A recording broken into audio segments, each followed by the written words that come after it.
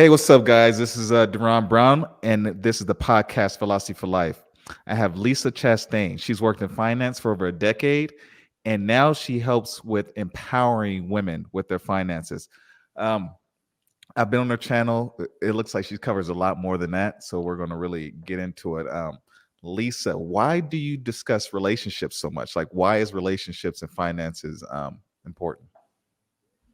Relationships is a big term.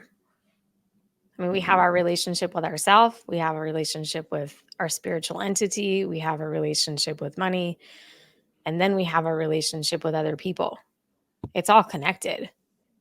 And for me, I got my degree in communication, interpersonal communication. So for me, people is a currency for me. Okay, so you said that we have a relationship with money. Mhm. How do we get our relationship with money? Is this something that we get from society? Is this something we get from our households? Like, how do we develop our relationship with money? It's a wormhole, but to not take it too far back, I mean, it can be generational, it can be ancestral. I think that it ultimately does start way, way, way before we're in this body, in this world, in this life. In this current, like present body, me, Lisa Chastain, my relationship with money began at a very young age as I watched my parents interact with money, what they heard, what they said, what they did, the world around me, what money was, what money wasn't. We imprint before the age of 7 on our beliefs, and money's included in that. But to go way back, I mean, these are like for me as a woman, it was women before me and my great grandma and great great great grandma. I mean, it's all generational, in my Oh, opinion. okay, okay. So generational and spiritual. So Yeah. generational. I wonder for women for so long, specifically in this country, women weren't really the breadwinners. I want to say they pretty much depended on men Hmm. for about the last 3 generations. They were expected to stay at home, raise the kids, while the guys left the house and they brought in the funds and support the family. How does your generational how does the women in your family from generations from the past affect the way you look at money today?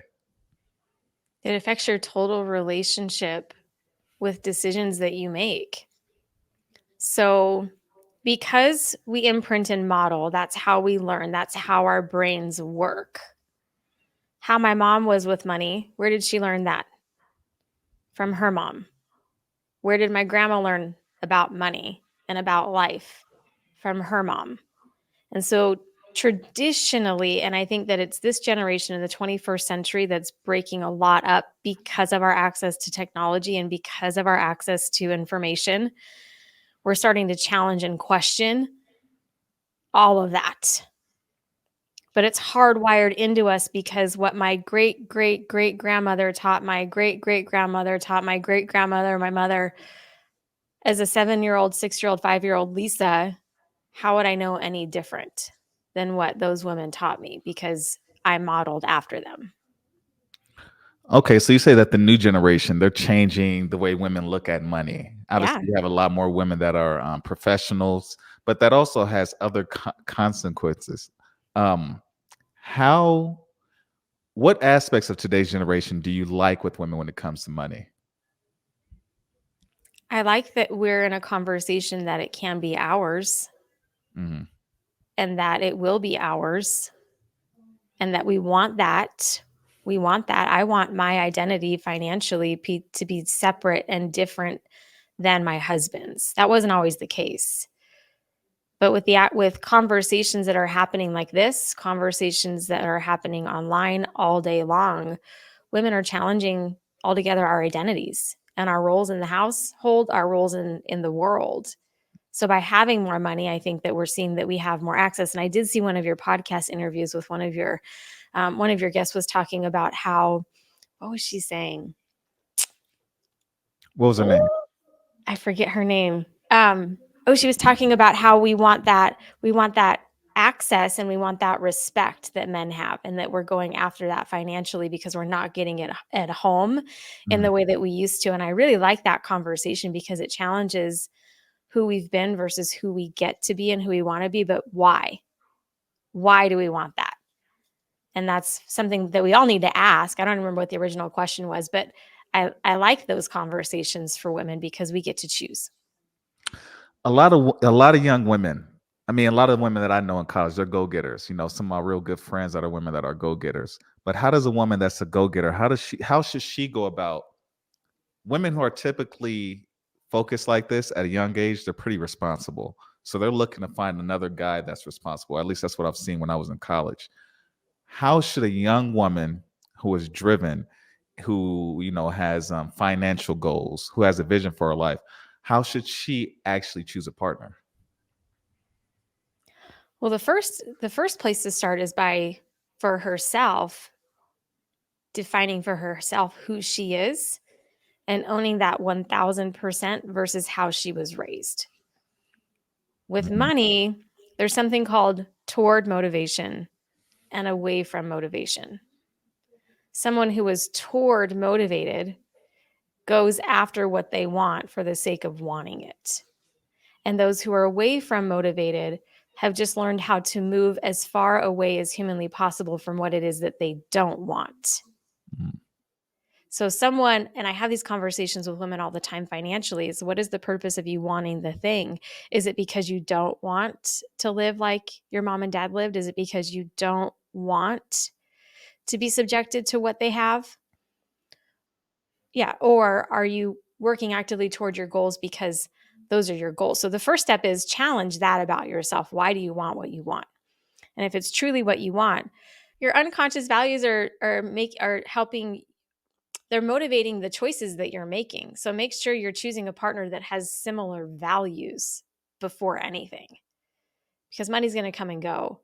The purpose for wanting something might change, but your partner needs to be on the same wavelength as you and have the same values as you. Choose a partner for that, not what they have or don't have.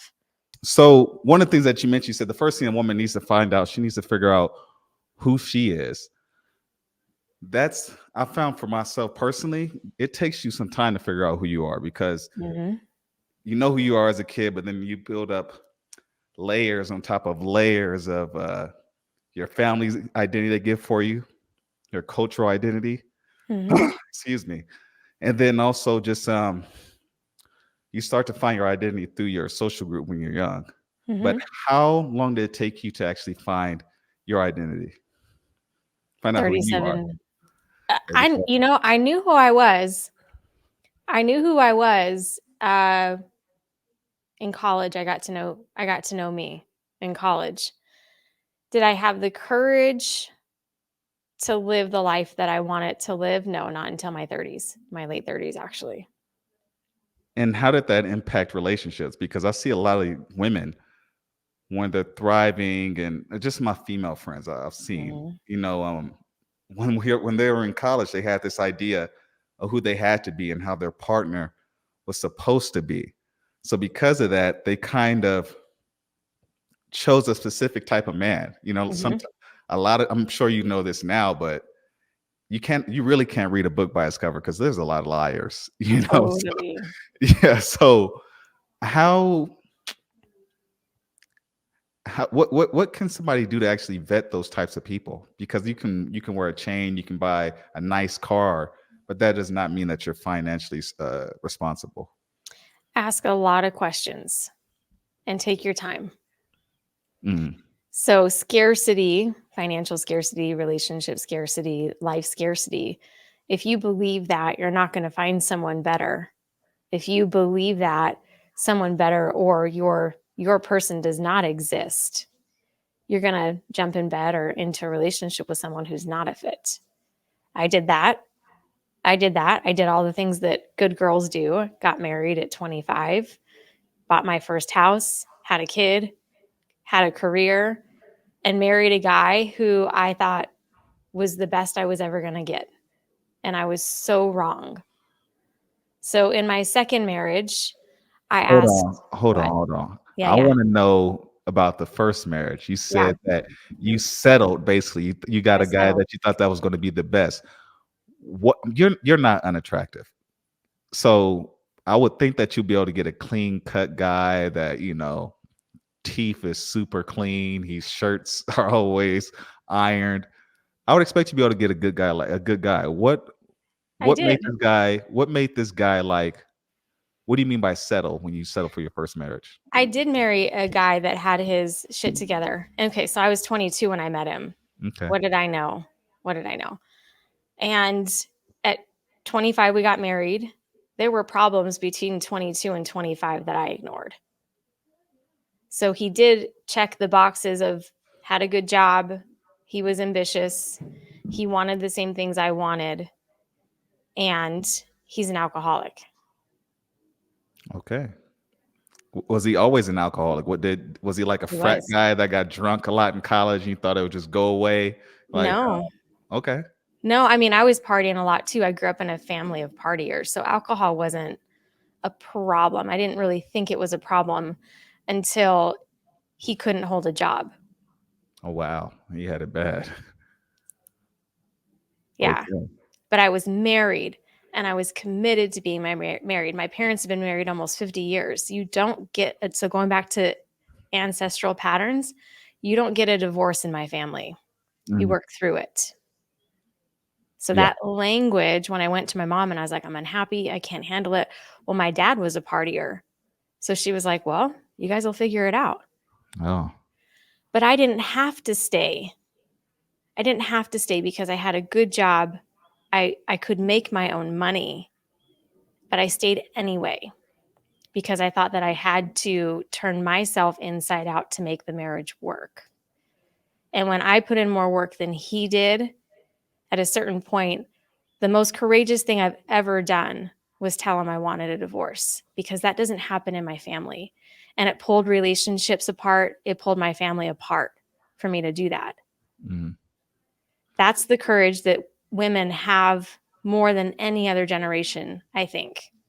Collectively, because there are some standout women with courage in our history of women, but collectively, we're all saying we don't have to tolerate that anymore.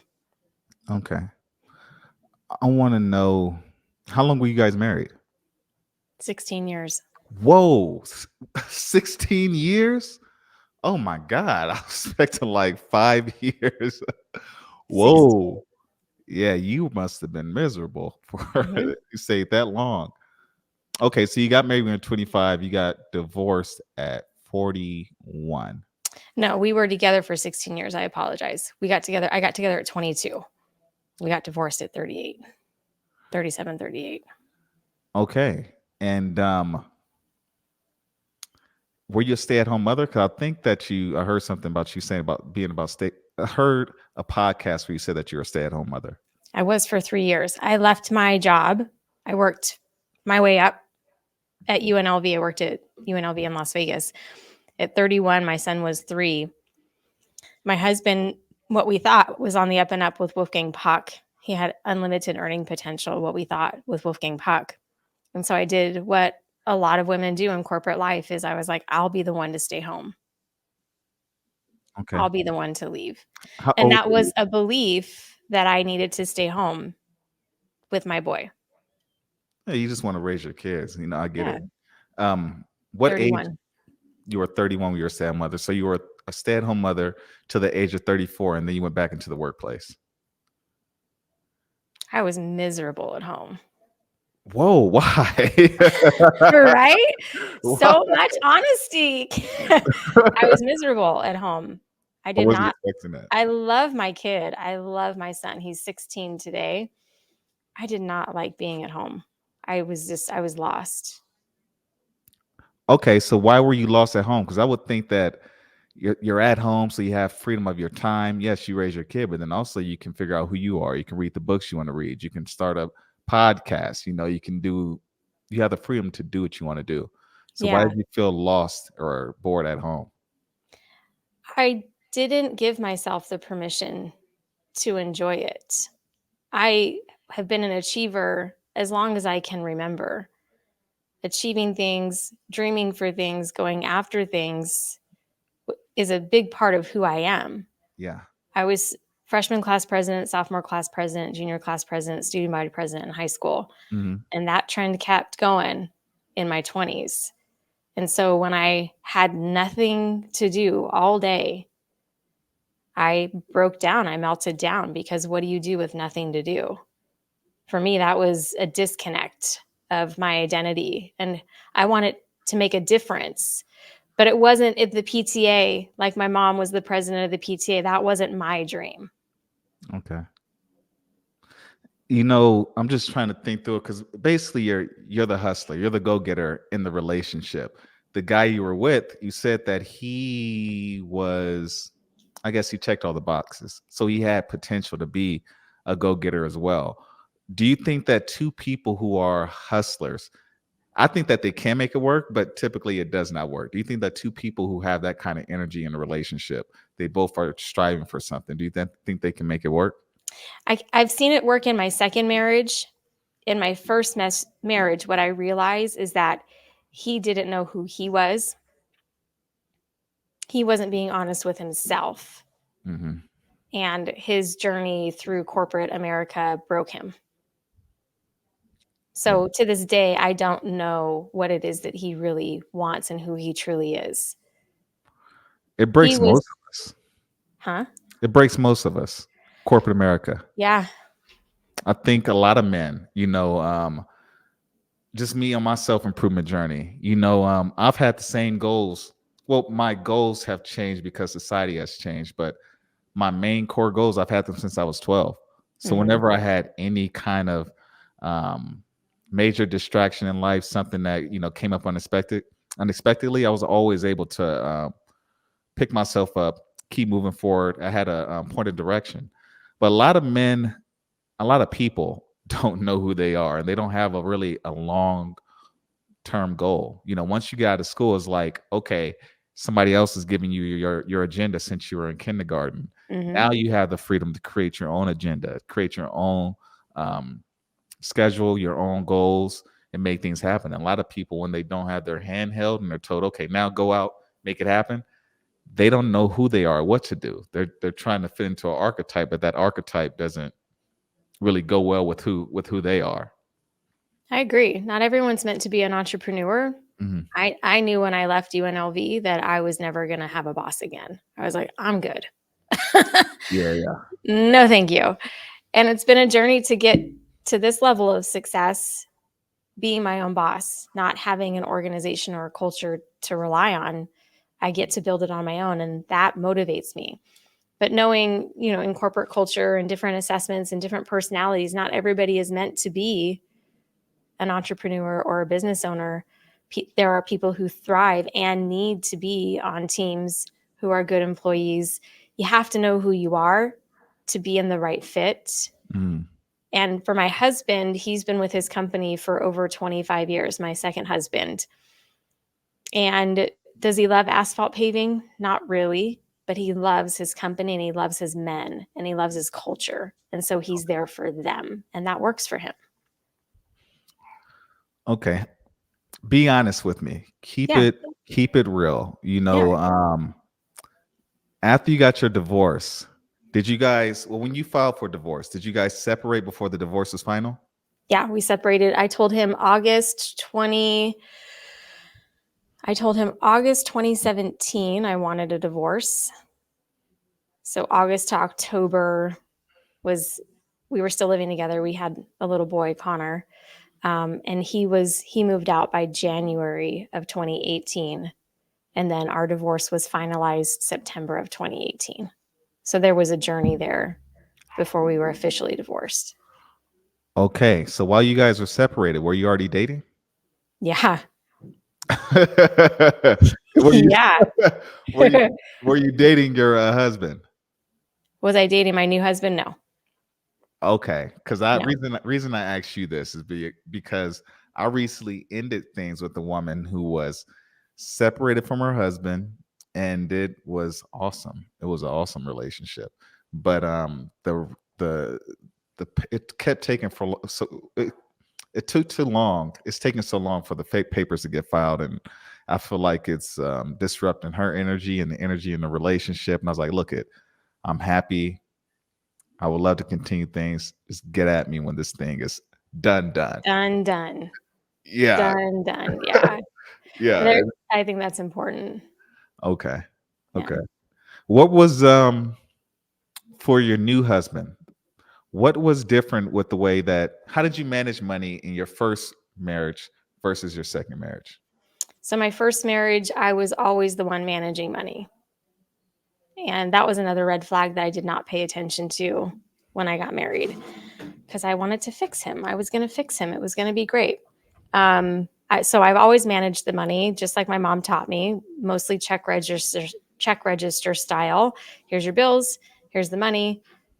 Make sure you get your bills paid, save for your future. And my husband and I, my ex-husband and I, were on the same page to the extent that he went along with it. But then when I did something he didn't like, there was a fight. Mm-hmm. Whatever it was, whatever decision I made that he didn't like. So he would go along with how the money was being managed in the household until he didn't agree with it. And then we'd have a fight about it, reconcile it, move on. So that became the pattern in the marriage. And then also same thing for me, compliance went along with it, him making decisions, him purchasing things, him spending money, him avoiding conversations. I allowed it. And then I just got really good at cleaning it up. Wow. How did he handle it? You being a woman managing the money in relationship, was it embarrassing for him? Did the family know? Did people know? Your friends? How do you handle that? I have no idea. I have no idea. Oh wow. I, that would be a great question to ask him now, how he handled it. I think that for him, it was one less thing that he had to worry about. And it also allowed him to avoid a lot of problems. He is an avoider. Alcoholics tend to be avoiders. He didn't want to have hard conversations. He wanted to do what he wanted to do. So by him not being involved, by me managing it, that was his out to just do whatever he wanted to do. So I don't know how he handled it is a short answer. Did you marry for love or for stability when you were younger? Do you have like a good major? Was he just hot and you just were like, this is my man? Like, what was it? At 22, why did I marry him? I married him because I really liked him. He didn't have a college education. He had a really strong work ethic and he really wanted to be a good dad. And those were the things that I saw in him that I loved about him. And we got along. He was hot and fun. Pretty much. He was fun. Yeah, he was fun. Good looking guy. I thought he had the qualities that I wanted at that time.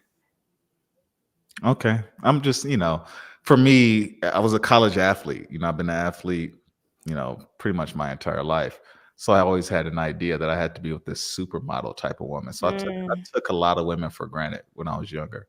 And it wasn't until I got with a woman that was, model type beauty that I realized that this girl is so boring. And I was like, then I realized like, okay, there's more to a relationship than just looks. You need to be compatible. You guys need to be able to talk to each other. There's a lot of different variables that come with having a successful relationship. You've already given your advice on how a young woman should vet a man, but I've asked this question on my last show, and I actually did a poll on Instagram, and I'm just curious, like, should a woman marry for love or for money? You wanna get your bills paid, but you also want to enjoy your life. So how should you go about that? Both. Okay. Both. Okay. I don't think it does anybody a service to be in an either or conversation. Because I've had so many conversations as a coach with clients who married for love. Mm-hmm. And there were so many other things in the relationship that did not work. So going back to values and vision, if there is a woman who values financial stability and marries for love, but that person is like artistic and like doesn't have any security or stability, those values are going to come into play real quick in a marriage. Yeah, it's going to tear down the relationship. I'm just laughing because I had a friend of mine pop in my head. We went to college together, and she was always she was in finance. She actually got a degree in finance, but she lives in Dubai now, and she's still like a professional go-getter. Rah, rah. I'm going to visit her this actually next month. But when I did that poll, she was like one of the first people to vote for money, Mm, money, education. Don't marry for love. wow. I'll talk to her about that when I see her. But Yeah. how is money different for women on your show? I mean, well, you focus on helping women with their finances. Society has opened up a lot for women, and it's still not equal. I hear a lot of people say that women get paid equally as men; they just don't work as many hours. It's bullshit. I know women in the professional field that get screwed over. Just even mentioning, just one example. My ex, her mentor was in law for 20 years and realized that her male coworkers were getting paid 100 grand more than her. She was getting paid 200 grand a year. They were making 300 grand a year. She brought it up. They made her life a living hell and basically pushed her out of the company. So I know that women aren't, Mm. there's still issues that they're dealing with. But for women, like, how is money different? Because we're independent now. We're not so family oriented, you know. How is money different from women than it is than for men? The first thing that separates us from men is just our history. American women, we didn't even have access to being able to sign on our own loans until the 1970s. We couldn't start a business without a man co-signing for any kind of credit, which means we couldn't be independent homeowners until then either. So our history in and of itself makes us different. Going back to modeling, going back to imprinting years, the women that we modeled from and learned from, even if they were go-getters, did not have the same resources and the same access to money that we do today. So our learning curve is great compared to men. Mhm. And to that point, the learning curve for women is that financially, we have not failed as much as men have, and we have not taken the risk as much as men have. Have you read Think and Grow Rich? Yeah, definitely. I have the book and the audiobook. And I think Sharon Lechter was on your show, right? Definitely. She definitely was. Okay. Okay, but the original Think and Grow Rich was written by a man for men. Hmm. And women own 15% of the world's wealth. 15. So wealth we know is not evenly distributed anyway. And when you look at that statistic, we're different because we haven't had the same scrapes and bumps and lessons and challenges generationally that men have. Our learning curve is different with money. How are we different? Masculine and feminine? Well, we all have masculine and feminine inside of us. Women have been carrying the masculine as much as men have financially, and we're tired. I think everybody's tired because of that. Mm.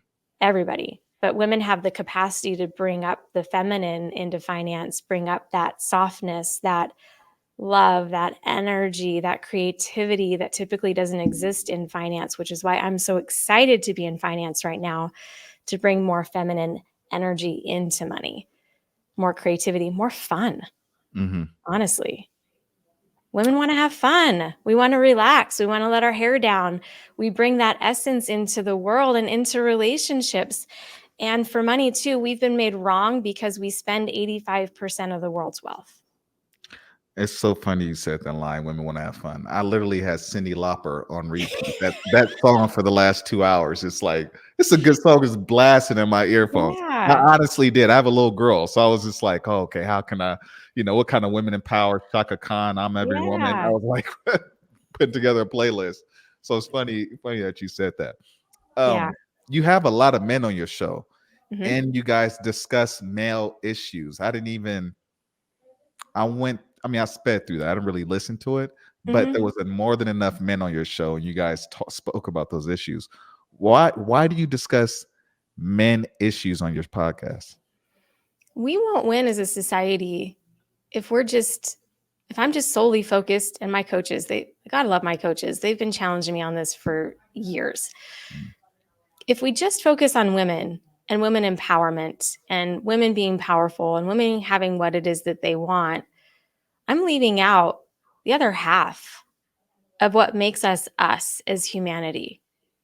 And men have been the leaders financially. I want to learn from them Mhm. And what I realized, my husband has his own challenges. He's a very vulnerable, powerful man and also had his own mental health challenges. And men are struggling just as much as women are struggling today. Finances are not. Mhm. So, to bridge the gap financially, we all need to be in that conversation about how we can win. But we don't win unless we're winning together. What kind of issues do men discuss on your show? What do they mention the things that men are going through? My most recent podcast with Bob, he was Tony Robbins' former CFO. He lost everything. He went from millions and millions and millions of dollars to being homeless in addiction. So Mm. he shared a very open, raw, vulnerable conversation with me about publicly. He was like, hold off on sharing my name publicly because of how raw I'm going to be on the show to share what I've learned about money, what money is and what money isn't. Mm. JM also shared vulnerably about his struggles of being a seven-figure earner and how not growing up in Montana, which is very affluent, he wasn't one of the affluent families growing up in Montana. So the first time he made $1 million, he felt like shit. And he actually went down a rabbit hole of alcohol, gained a lot of weight, and almost ruined his marriage from that success and that fear or inability to handle success. So the men that I'm bringing on know that I'm going to ask deep questions because I want to get at the heart of what's really hurting us, what's hurting men, so that we have an opportunity to fix it. Because money just is like, it piles on all the problems. It Mhm. exacerbates whatever problems already exist. Personally, I feel like the thing that I see with men is that women have been liberated from society. They have the option. They have more options than men when it comes to spiritual expression. They can choose to be very feminine or embrace their masculinity. But men, we are still expected to hold that more traditional role when it comes to a household. We're Agreed. supposed to be like the breadwinner, and we're kind of society doesn't give us like a lot of images of men in a variety of different ways and areas in life. Like we're, depending on honestly, depending on your race, I would say white guys, they have the stereotype of having everything together, Mm-hmm. emotionless, you know, perfect. They're going to take care of you financially. They're always there, and they have more. I guess there's more pressure on them to be successful, but it's hard to succeed, at least the way people did 50 years ago today. With a Mm-hmm. lot of things we have um, going on. What how do you feel about stay-at-home mothers today? What do I you, I think it's an awesome choice. It's a powerful choice. I think that for so long we didn't have the choice whether or not to stay home. That was the choice, was to stay at home. Mhm. I have I have friends who are stay-at-home moms who have actively chosen that role, who are making the most of it. And I have other people in my world who that was not an active choice of theirs. It might have been maybe something they just learned how to model and have had challenges with it. Mhm. So I think I think there's a lot to be said for a parent to be home with kids if that's something they want, man or woman. But there are so many ways, and in my circle, I'm surrounded by female CEOs. There's so many ways that we're making it work. We're building support systems. Our kids are thriving, are doing fine without us home. So there's ways to make it work too. It's not a have to anymore. That's my opinion. I don't think it's a have to anymore. Okay, the reason I ask that is because you talk about helping women with finances. You are a stay-at-home mother, and I mean, you have your opinion about Dave Ramsey, but one of the things that he mentions on his show is like I think he pushes more of that Yeah. traditional family household. The woman staying at home raising the kid, the guy working two jobs to help support that family. The divorce rate has risen, over the generations. A woman who's a stay-at-home mother, like how can she prepare herself financially for a divorce? Yeah. That is in my opinion, the single most dangerous conversation that the Dave Ramsey camp pushes, because if you don't have access to credit, they basically say rip up your credit cards, close all the accounts so you don't have access to credit. Everything has to be a joint account. So if you're not making, listen, women already have an issue about owning money because the majority of the money on the planet is not ours.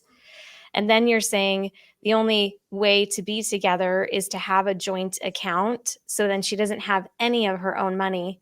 And then if she's not working, her husband is the one that has the 401k and the retirement accounts and the assets and the home because she has no income.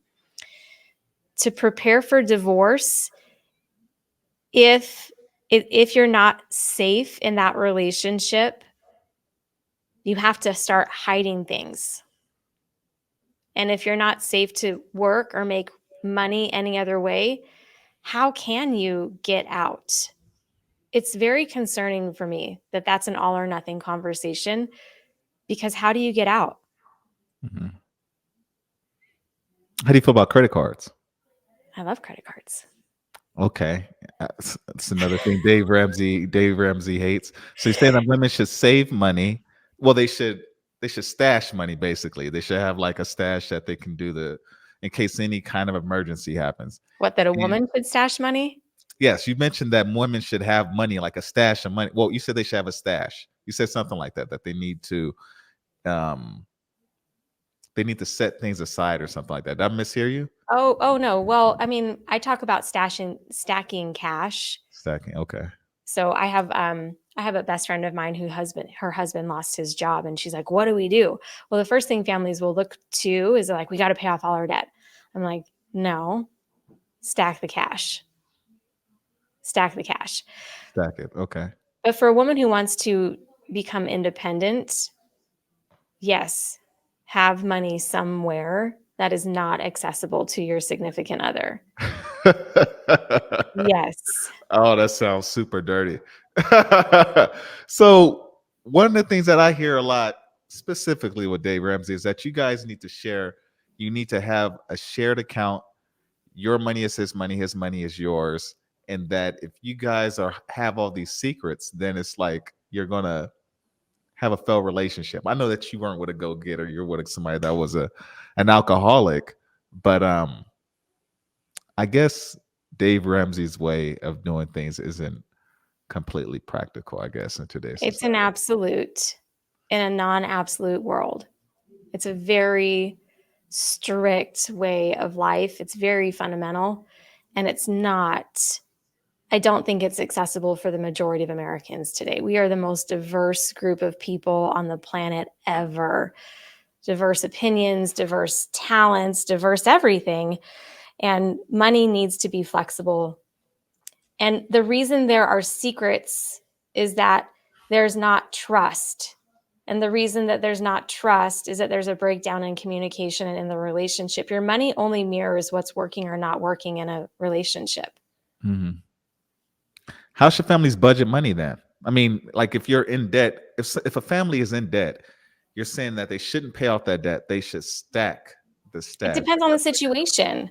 Okay. So if a family is in debt and they lose an income in the moment, even if they're like full go trying to get out of debt, if they lose an entire income, like reevaluate. And I would say the most important thing for you to do is to put some money, keep money in the bank account, keep money in savings, take the money that you have, take the cash that you have and conserve it until you figure out how that income will be replaced or if that income will be replaced. And then you can get back to paying off debt. I'm not saying don't pay off debt. I'm just saying be flexible with what's going on. When we categorically make something wrong or bad, we shame ourselves if we have to go in that direction. And shame in and of itself is killing us right now. Is Mhm. it's killing us. So I'm on a mission to just open it up and talk about all kinds of scenarios so that we can have a healthy relationship with money and ourselves and create whatever it is that we want to create. And sometimes if you got to go into debt for it, go into debt for it. Is stashing cash the same as having an emergency fund? Depending on the situation, yes. Stacking cash, but it again into that situation, like My girlfriend Gail, her husband lost his job. He was making $250,000 a year. They already had an emergency fund. But how large is the emergency fund? How long is it going to last? There's so many unknowns. Just hold on to your cash for a minute, take a breath, and then reevaluate and figure out what you're going to do. Yeah, I get it. I have a bank account that I don't even look at. Yeah, I me just have too. money. I have money in it, and I just, I don't ever want to see. I don't Yeah. ever want to look at it unless I have to look at it. Yeah, I just squirrel. I'm such a squirrel. I've got like money everywhere. I like having different accounts and different options for sure. Okay. Yeah. Okay. Say a woman is going through a divorce. She was a stay-at-home mother. She's going through a divorce. What are her first steps? What would you recommend? She's going through a divorce. She's staying home. She's staying home. She's a stay-at-home mother. How can she prepare for life after this divorce? Gosh, what is the first step I would have someone take?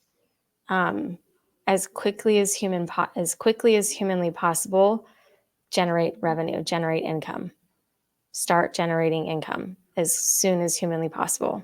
Hmm.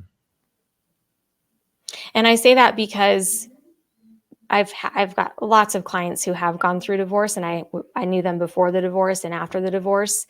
And I don't know if you've experienced this with your friends and network, but people make a lot of promises before a divorce, and they can play nice up to a certain extent, even through the divorce.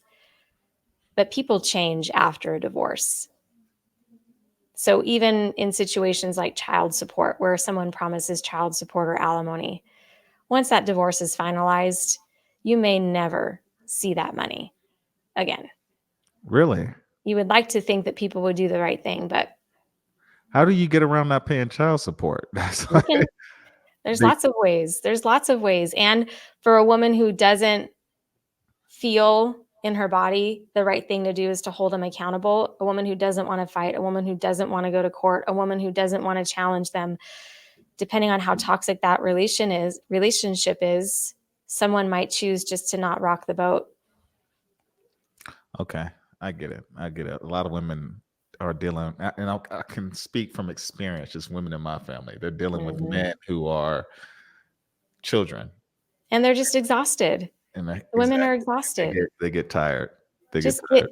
get going on your new life as soon as humanly possible, and do your best to not rely on that person taking care of you in any way, shape, or form.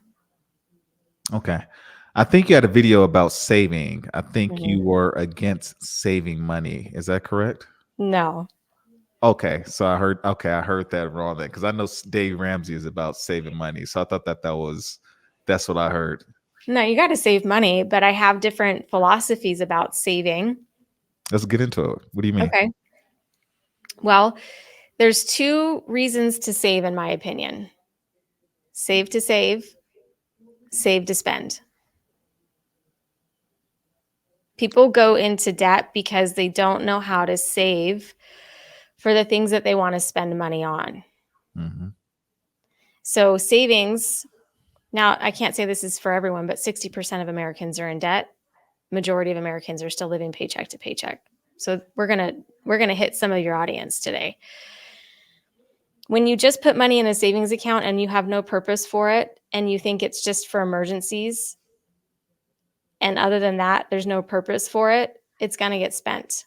It's going to get used. So if you can make savings more purposeful, I recommend not initially when I first start meeting with people, I say just practice holding on to money.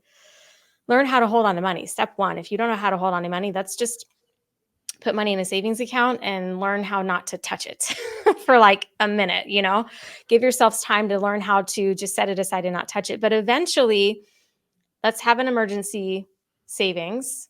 It could be 1 month, it could be 2 months. I'm all about wins and helping clients see wins versus saying you need to have 9 months of an emergency reserve and them thinking and believing that's not possible. So fuck it, right? Yeah, yeah. I could never do that. So why even try? So let's set a goal. Okay, maybe it's a month reserve. Once you've met that goal, what else do you want to do with your money this year? because I know you're already planning on certain things. You're going to go to a family reunion. You want to take your kids to Disneyland. What do you really want to do with your money this year? So once you have a little reserve set up, let's be realistic about the things you are going to spend your money on. And then put those in your save to spend bucket and learn how to save toward the trips, toward the travel, toward the vacations, toward the fun. I think we can do both.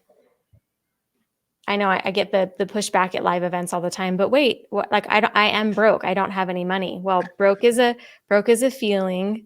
Broke is not a number. Okay, I can agree. I can agree with that because I always thought I was rich because everybody I was around always had enough, Yeah, or had what exactly. so It's a feeling. It's not a number. okay.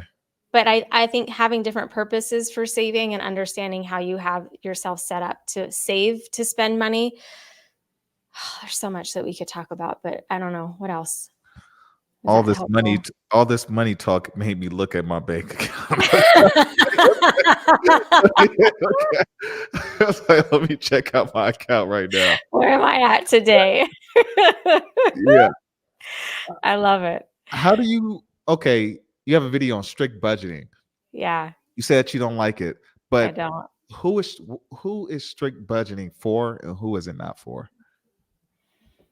I teach the 5 money personalities in my world, and there are certain people who thrive with structure, who need structure to and plans, and who feel safe with structure and plans.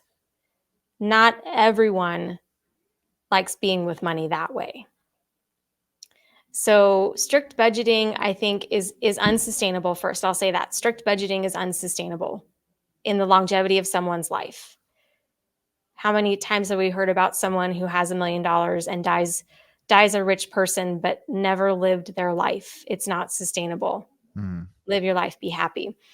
Strict budgeting works when you have a very specific goal. I was just on a podcast with a woman named Avery who talks about investing in short-term rentals. And for a short window of time, she and her family were on a strict budget so that they could meet the goal of having the down payment to make the investment for the property. When you have a short-term goal and you're going to dial it down and you're going to be focused to meet that goal, we can do that almost with everything. Our health, we can do that with time, we can do that with money, but not long-term sustainability wise, which is why Dave Ramsey works for paying off debt, because he gets people so narrowly focused into that goal of getting out of debt. They're willing to do anything and take it down to nothing to reach that goal. Mm-hmm. But if the only goal that you have is to get out of debt, what happens once you get out of debt? Have you really trained yourself how to love money and be in a healthy relationship with money? I'm not convinced of that, because I have a lot of Dave Ramsey dropouts that come back to me and they're like, well, that didn't work because it's not sustainable. But I think for very clear, narrowly specific goals, it can work. I think it depends on the person's how much money they make, what their lifestyle's like. Dave Ramsey, it worked for me. It helped me get out of debt. But I think it helped me get out of debt because of what you said. It had me focus on the debt. That's right. That's all I thought about was That's like, it. okay, credit card debt, pay off this loan. That's all I thought about was like, how can I get money to pay this off? That's right. So That's right. that may have had something to do with it. But what about retirement? I love software development, but we all reach an age where society sees us as expendable. Mm-hmm. You know, how should somebody go about preparing for retirement? Yes, you want to enjoy your life, but once you get old and especially if you only had cats and dogs, how do you prepare for that? Make sure it's not a nebulous goal. Not having enough for retirement is not specific, it's not clear, it's not actionable. The Mm, very first thing that I talk to my clients about is, what do you need to have and by when and for what purpose? By when and for what purpose? So your life costs you however much it costs you today. This is where a good financial planner, they do great work for this purpose. They help people put their goals together, plan for that date. We know, my husband and I, we have a goal of him being able to, whether he chooses to or not, retire at 55, whether he chooses to or not. I love know that. exactly how much money we need to have and I know exactly how much money our life costs. So I'm saving toward that goal, and I'm investing in the right vehicles to reach that goal. With relationship with my financial advisor, I was like, all right, this is what we want to do. She's like, okay, you need to have this amount saved, and I need to be earning a certain amount to be able to make up for what his earnings were, so we can pull all the triggers at the right time to have what it is that we want. But being in a conversation of not having enough for retirement isn't going to serve you. Get clear and specific on how much you need for retirement. Okay. Start there. What about paying your house off? Dave Ramsey talks about paying your house off, and that's that's not going to happen for most people. Most people won't even buy a house. So is that something that is that a reality? Like, how should somebody? I would think that you can really live your life if you're going to be trying to pay your house off. Yeah, for what purpose is the question. You can have a mortgage and still invest.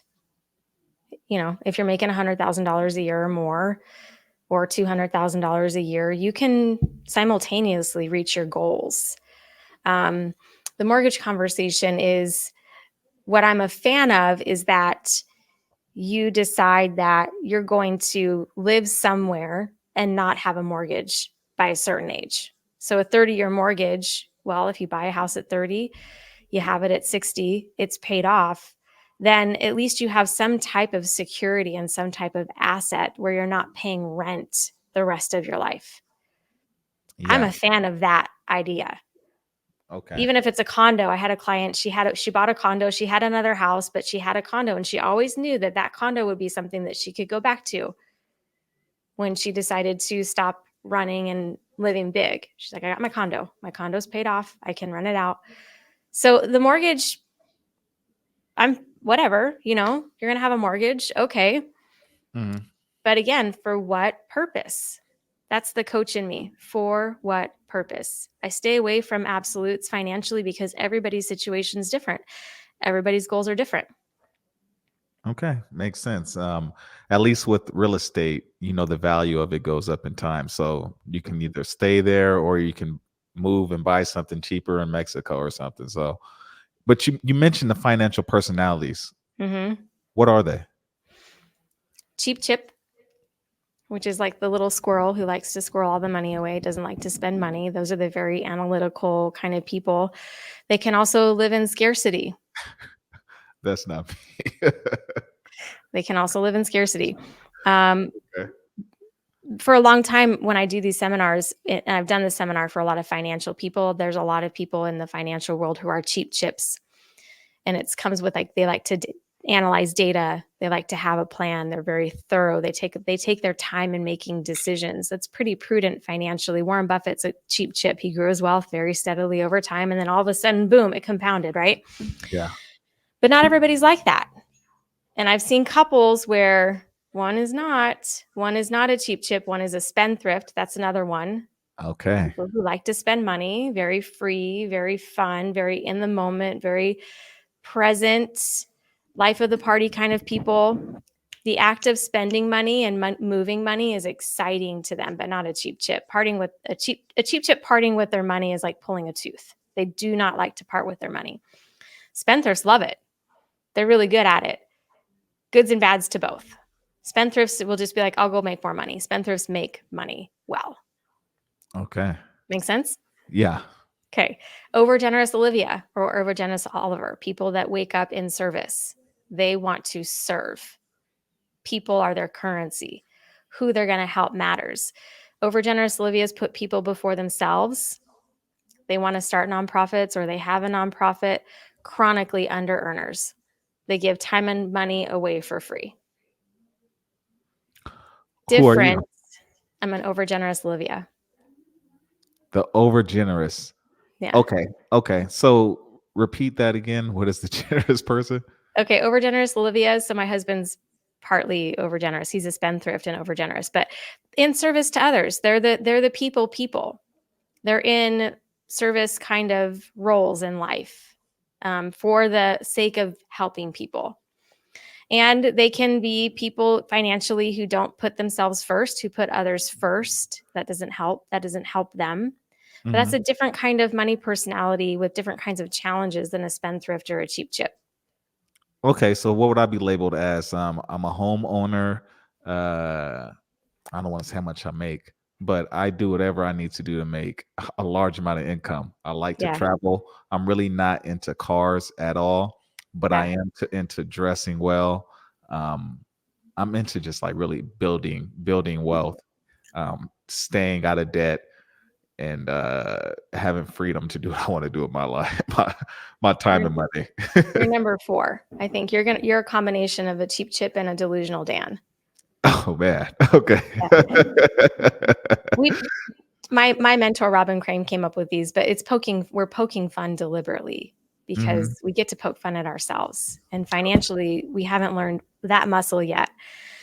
Delusional Dan, which is my second money type, big dreamers, Okay. aspirational, success is very important to delusional Dans. Yeah, it is. Yep. Motivated by success, want other people to believe that they're successful. And I'm that's not a not a bad phony. thing. I'm not a phony. I don't wear No. chains and be lying to people.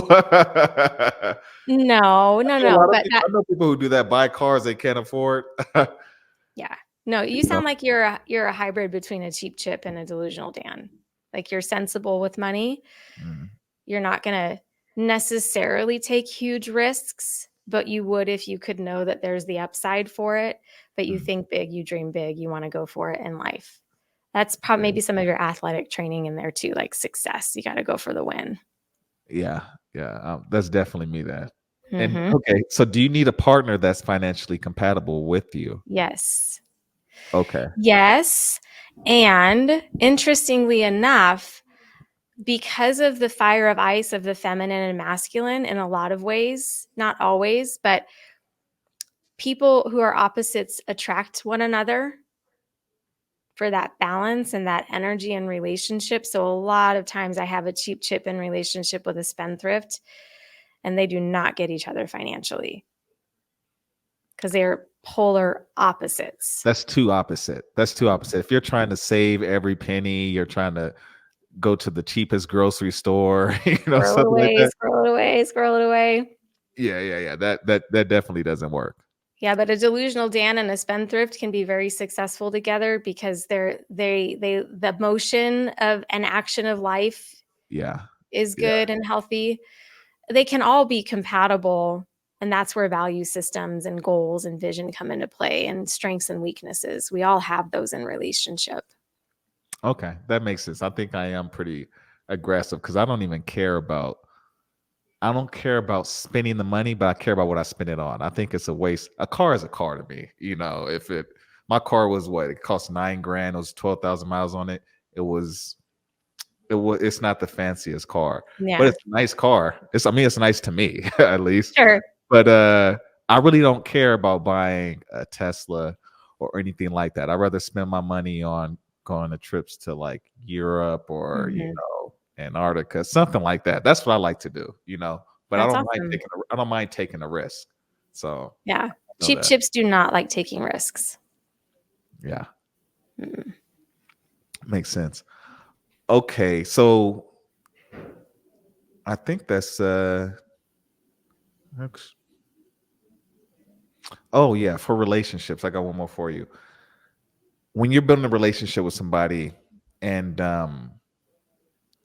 they hit all the check boxes, they're attractive, they may have the finances, but they're in debt.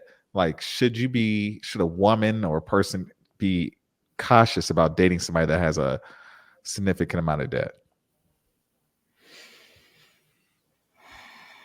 I mean, I'm probably like one of the only financial experts out there right now that just doesn't I Doesn't don't care. think it's not that I don't care, it's just that when did we start defining ourselves by that?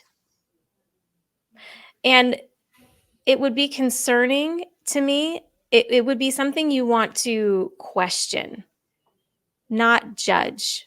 Question, don't judge. What is the purpose of being in debt? What happened? Where are you in life right now? What are your goals? And then watch to make sure that their actions align with their words, right?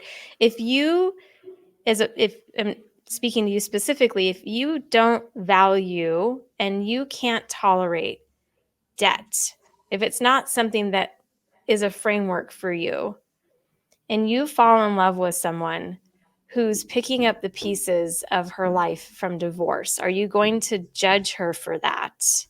Or are No, of you going course, to lift her up of and course not. empower her, right? Of course not. I wouldn't. I would create a plan to help her with her debt and then create some kind of like security stash in case something happened in the future. Which you have anyway. Yeah. Which you have anyway. There's no crystal ball. I have Uh, a friend who has blood cancer. And at this point, she's accumulated millions of dollars in medical debt that she'll never be able to pay back. Love them or judge them. That's a choice. I get it. That's a rare situation. I'm just thinking like, does it snowball? Like just based off this conversation, you've been in debt at some point in time, but you manage your money well, Mm-hmm. so it's probably not a significant crazy amount. Like, I mean, obviously if you own a home, you're paying off your house, Mm-hmm. but you manage your money pretty well. But doesn't it could it like I'm listening to Dave Ramsey. Isn't it like a snowball effect? Like people get overwhelmed with bills and then their paycheck is going straight to bills. Like, Mm-hmm. what's the Yeah. some people So just what's really the can't mention. problem? What's the Go ahead. problem, right? The debt is a symptom of the problem. I see. Okay. I get it. What's going on? So get really curious about what's happened, why that person has debt. So then you can decide whether or not you're going to be a part of the problem or the solution. Or if it's just not a fit, right? Some people don't have their shit together. Some people don't know how to manage their money. Is that a match for you? But love them or judge them is the question for everyone to be in. Am I going to love this person through this? And take your time. Like for my husband, my new husband, what I didn't do in my first relationship was get very, very curious and watch him. Who is he with other people? How does he treat the waiter at the restaurant? How does he treat his parents? How does he show up at church? What are the conversations he's having with the people at work? Who is he? Mm. Wisdom, wisdom. Um, I this sounds like the conversations that I had with some female friends of mine. Like I tell them about choosing a guy. I say, I was like, dating is easy. You just have to invest time in getting to know the person. You're Yeah. looking at a dating app or you're looking at the way somebody looks and how they're, just their public image. And you're trying to decide on, okay, this is a perfect partner for me. But there's a lot of talk on the internet about a high value man. High value man, he makes six figures, high value man has a nice car. He has options of women, yada yada yada yada. But I've said this on my podcast with other men. A high value man, it has to do with your character. Mhm. It has everything to do with your character because men existed before all these other things existed. So you need to know what the person you're truly dealing with, like what their spirit is like, what their heart is like, how do they treat their loved ones. That'll let Mhm. you know. That's what a true alpha male is. It's not about having muscles or any of that stuff. No, it's not superficial, Yeah, it's mental and spiritual. mental and spiritual. Yep, I agree. Okay, Lisa. I always ask my guests this. Could you leave our listeners with any kind of advice? What would you say your philosophy for life is? Life is short. Life is short. In this life, we don't know how long we have. Do the work to get to know yourself and love yourself, and then go get to loving other people. Lovely. Thank you, Lisa. This was a fun podcast. Maybe we can do it again in the future. Where are you Yeah, located? Vegas. Okay, so you're right next to me. So Where are you? that's a cheap ticket. I have a studio. This is a studio I've already put together.